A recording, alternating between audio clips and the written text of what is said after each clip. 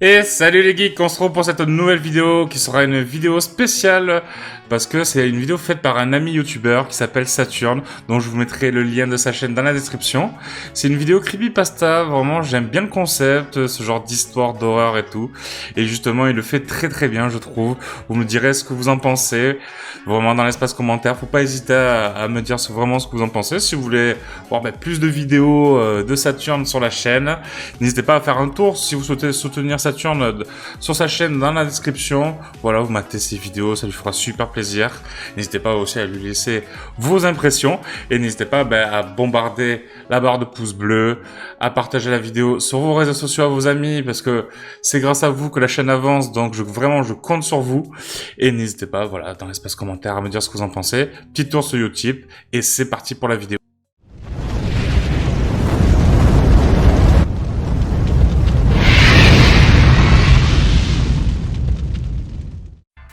Hey yop tout le monde, moi c'est Saturne. Alors tout d'abord je voulais remercier Geek, merci du fond du cœur de m'avoir invité sur ce petit projet que tu voulais tester avec tes abonnés. Donc voilà, je vais essayer de faire de mon mieux. J'ai essayé de faire de mon mieux. C'est sans doute pas ma meilleure creepypasta, mais j'ai quand même essayé de te concocter un petit truc qui j'espère te plaira et plaira à ta communauté. Alors tout d'abord, permettez-moi de me présenter. Donc moi c'est Saturne, je suis youtubeur dans la catégorie multigaming, creepypasta et reportages paranormaux à venir. Récemment j'ai dû séparer en deux ma chaîne multigaming de ma chaîne creepypasta pour des raisons évidentes on va dire. Donc du coup je me retrouve à gérer deux chaînes. Et donc Geek a invité ma seconde chaîne à participer.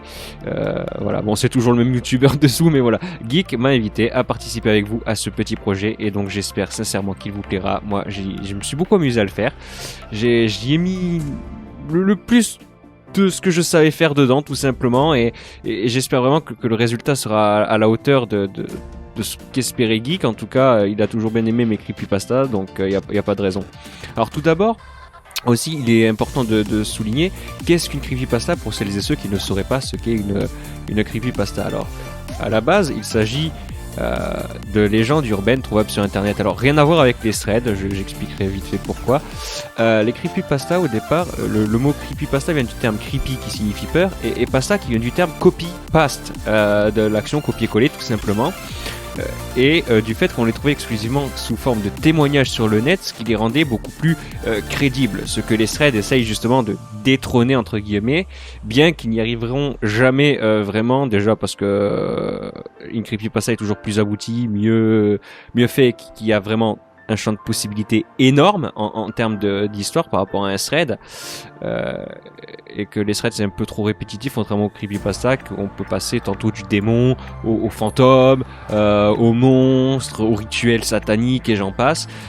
Il existe aussi des satpasta qui, comme leur nom l'indique, sont des histoires tristes, mais voilà, en gros c'est ça. Alors que le thread va se contenter de faire des messages Twitter, faire croire que il se passe un truc, oh là là. Une creepypasta, elle aime bien jouer à briser un peu la frontière entre la réalité et la fiction, mais en étant beaucoup moins limité que ce que pourrait proposer un thread. Voilà, c'est tout. Sur ce, je vous ai que trop retenu. On y va, sans plus attendre. Avant de vous laisser avec cette creepypasta, je suis désolé de vous prendre un peu votre temps, sincèrement. Je tiens à remercier aussi Geek de m'avoir autorisé de faire un petit peu ma publicité, surtout un petit peu la pub pour le serveur sur lequel je suis sur Discord. Alors il s'agit du Discord de Poisson Lanterne Creepypasta, qui est un de mes amis que j'affectionne énormément et qui est un conteur très talentueux de creepypasta. Qui a ouvert un serveur Discord il y a un petit moment qui s'appelle Les Abysses, sur lequel vous pouvez venir pour chatter comme n'importe quel serveur, comme par exemple sur le serveur de Discord de Geek. Sauf qu'on organise des soirées creepypasta, des soirées loup-garou, des tas de petits events. Là actuellement par exemple dimanche il va y avoir une soirée loup-garou.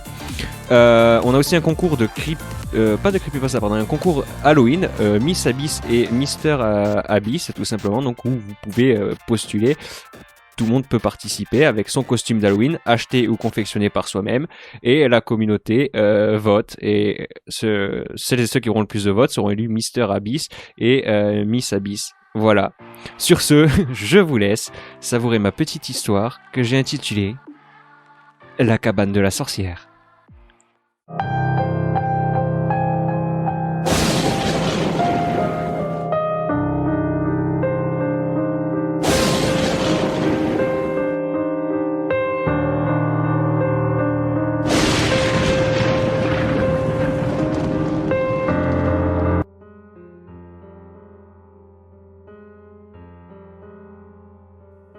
J'ai toujours aimé faire de l'urbex. Et ce, bien avant que cela devienne un phénomène de mode. Maintenant, laissez-moi vous expliquer ce qu'est l'urbex, pour celles et ceux qui ne sauraient pas encore ce que c'est. Il s'agit tout simplement d'exploration urbaine. Cela peut être pour des reportages paranormaux, ou tout simplement pour explorer des lieux historiques chargés d'histoire et de souvenirs. Moi, pour ma part, je fais souvent les deux, bien que j'ai une petite préférence pour les lieux plus historiques que paranormaux. Cependant, cette fois-ci, une fois n'est pas coutume comme on dit, j'ai décidé d'aller faire un reportage paranormal dans un lieu près de chez moi. Une des règles essentielles de l'urbex étant de ne jamais réellement dévoiler le lieu dans lequel vous allez, et, si possible, de vous débrouiller pour avoir les autorisations des propriétaires de ces dits lieux pour ne pas avoir de soucis avec la gendarmerie par exemple. Là, il n'y a pas vraiment de propriétaire là où je vais. Donc, il faut quand même faire attention. Il s'agit d'une petite forêt à côté de chez moi. On m'a reporté qu'il y avait une étrange cabane. Une cabane appelée la cabane de la sorcière. Cette maison serait hantée. Horriblement hantée d'après ce qu'on a pu dire. Alors, j'ai décidé de m'y rendre. J'ai toujours fait de sublimes photos et de sublimes reportages. C'est ce qui me permet de me démarquer des autres. Je ne cherche pas ça pour la célébrité ou autre, mais j'aime bien partager les beautés du lieu, l'histoire, de belles photos, de belles vidéos. J'ai économisé énormément d'argent et dépensé une fortune pour avoir le matériel que je possède. Je possède l'attirail classique, le K2, des pods, des caméras à vision nocturne avec des micros dessus, un appareil photo professionnel, avec un micro lui aussi dessus, et un kit de caméra embarqué pour pouvoir avoir les mains libres. Des lampes torches, style militaire, et après un bon gros sac à dos avec des provisions, une trousse de soins, des piles et des batteries de rechange, bref tout ce qu'il faut pour éviter les accidents, car le plus dangereux en général dans les lieux dits hantés ou abandonnés, c'est pas forcément les entités, non. C'est surtout l'état des lieux. J'arrive sur les lieux, je fais des photos. Pour l'instant tout va bien. Je lâche aussi le drone afin de faire des prises de vue aériennes. Puis, j'entre enfin dans cette maison. La bâtisse de l'extérieur n'avait rien de si surnaturel et maléfique, d'après ce que l'on pouvait en dire dans les légendes. L'intérieur était une toute autre histoire. Effectivement, il y régnait une étrange atmosphère. L'ambiance était pesante, lourde, le plancher grinçait sous mes pas. Et c'était un endroit extrêmement poussiéreux, mais aussi un des rares endroits à ne pas être tagué ou vandalisé ou bien squatté. Ce qui faisait plaisir. J'adore les rares fois où je peux tomber sur des endroits pareils. J'ai donc commencé mon exploration, pris des photos, des vidéos, et j'ai attendu que la nuit tombe.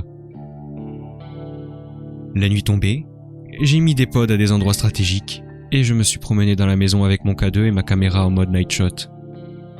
J'en profitais aussi pour faire des photos de nuit, vu que mon appareil pouvait le faire, et j'explorais, appelant d'éventuelles entités. Comme je n'avais pas de réponse, j'ai continué d'explorer, et je me suis dit que j'allais partir en quête d'histoire de cette demeure, de cette bâtisse. Un livre, un journal, des photos, n'importe. Et je ne crus pas si bien dire. Je suis tombé sur des vieux parchemins, des vieux journaux, relatant des histoires de sorcières. Donc, c'est de là d'où venait le surnom de cette maison, la cabane de la sorcière. Cette maison a tout pour être cliché.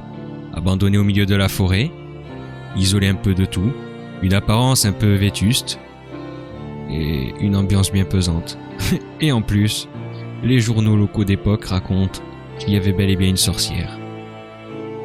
Enfin, les journaux locaux, mais je suis aussi tombé sur des documents beaucoup plus anciens, comme fin du Moyen-Âge, à l'époque de la chasse aux sorcières par exemple. C'est fascinant. J'ai donc recommencé à appeler d'éventuelles entités, en disant des noms spécifiques cette fois, des noms que j'avais vus sur les parchemins ou les journaux, mais toujours pas de réponse. Je m'apprêtais à partir, quand soudain, à l'étage, j'entendis le pod se mettre à faire du bruit. Il bipait très fort.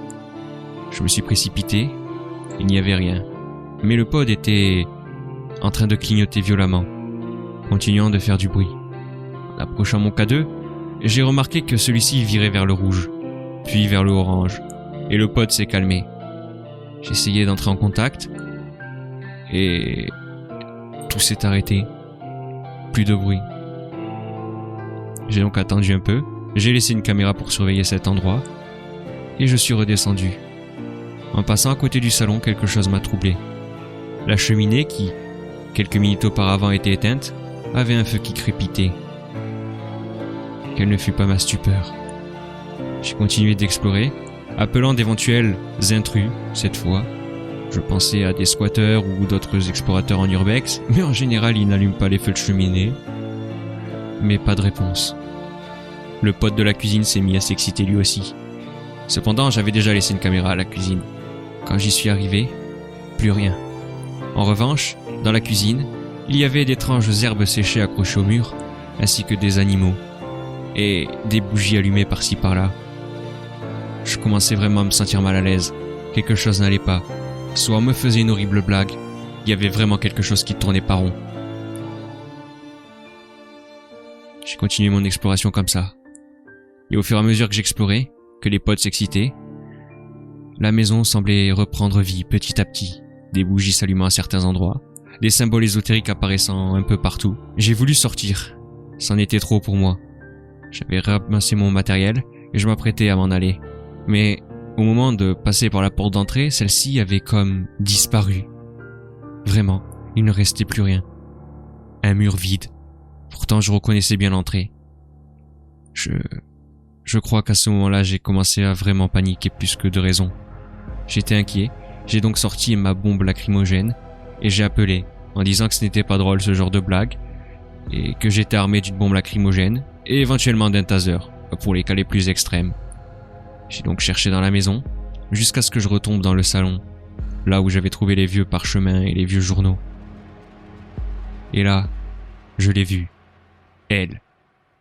Une jeune femme, brune, les cheveux en bataille, une robe en haillons. Elle semblait couverte de terre, de cicatrices, de boue. Elle était cependant quand même très jolie malgré son état. Et le plus troublant, c'était ses yeux. Elle avait les yeux verrons, un œil d'un bleu métallique, pour le gauche, et le droit d'un vert émeraude. Elle m'a regardé, et semblait avoir un petit rictus malsain. Je lui ai demandé si elle habitait dans les lieux, si elle était la propriétaire, et elle sembla acquiescer de la tête. J'étais là, sans savoir quoi dire. J'avais plus les mots. Et c'est à ce moment-là que je l'ai vue, aussi bien dans la caméra qu'en vrai. Au début, j'ai cru à une anomalie, mais en regardant en dehors de la caméra, je l'ai vue. Cette ombre qui se tenait derrière elle, à sa gauche, qui prenait forme petit à petit, jusqu'à devenir palpable, fait de chair, de plumes, de griffes. C'était horrible. C'était un monstre horrible. Je n'ai jamais vu ça de toute ma vie. Il a semblé appeler la jeune femme par son nom, Miranda. Et elle l'a appelé Maître Stolas. Miranda. Son âme, je veux son âme, il sera mon sacrifice. Exécute-le pour moi, et je ferai de toi la plus puissante de toutes les sorcières qui n'aient jamais existé. Tu entreras dans la légende. Tu as toujours fait la fierté de Lucifer, et de moi-même, Stolas, depuis que je t'ai pris sous mon aile. Tu es devenu ma meilleure disciple. Et quand ton heure viendra, en enfer tu iras, mais tu ne brûleras pas. Non. Car quand ton heure viendra, tu seras à mes côtés. Une démone et une sorcière.